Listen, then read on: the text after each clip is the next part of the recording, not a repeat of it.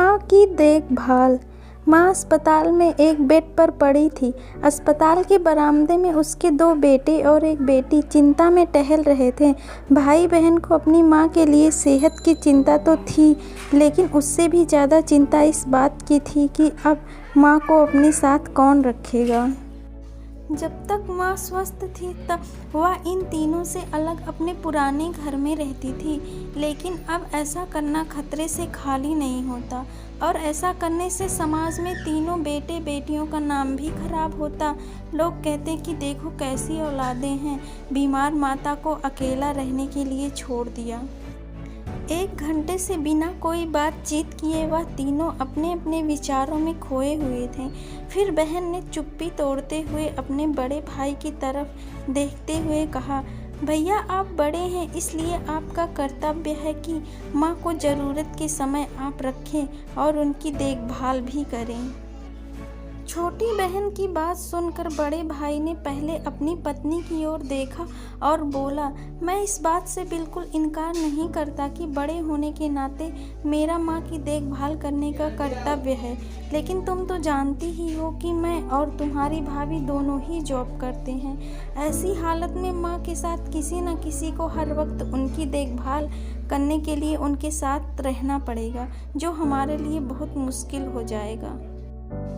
बहन तुम तो पूरा दिन घर पर ही रहती हो, तुम माँ को अपने साथ क्यों नहीं रखती?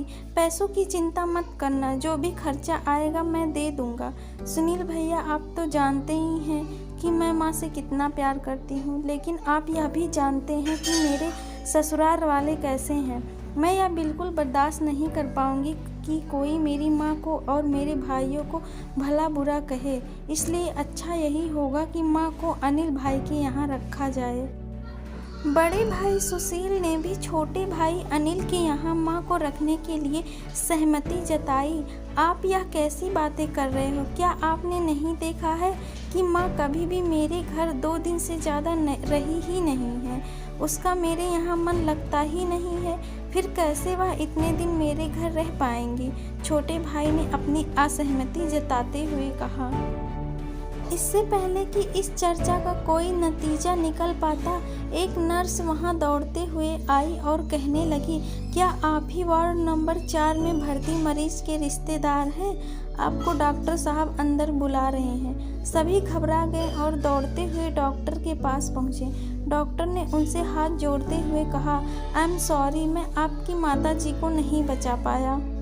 डॉक्टर की इस खबर ने सबके चेहरे पर झूठी मूठी दुख की परत तो चढ़ा दी थी, लेकिन सभी के दिल के किसी कोने में इस बात की खुशी भी छुपी हुई थी कि अब उन्हें माँ को नहीं संभालना पड़ेगा और माँ की वजह से उन्हें परेशान नहीं होना पड़ेगा। दोस्तों, छोटी सी यह इमोशनल कहानी ही समाज का सत्य है। यहाँ लोग ऊपर से जो दिखाते हैं वह अंदर से नहीं होते।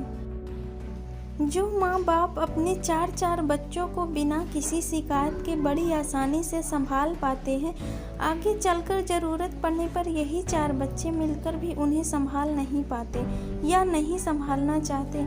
बच्चों को यह बात नहीं भूलनी चाहिए कि जैसा वह बोएंगे वैसा ही तो काटेंगे।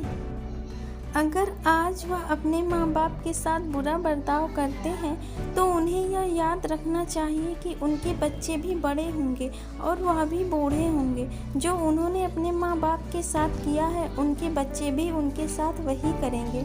दोस्तों, अपने दिल से छल कपट निकाल दीजिए और सच्चे मन से अपने माता पिता की, अपने बुजुर्गों की सेवा कीजिए। Thank you. Please like, share and subscribe.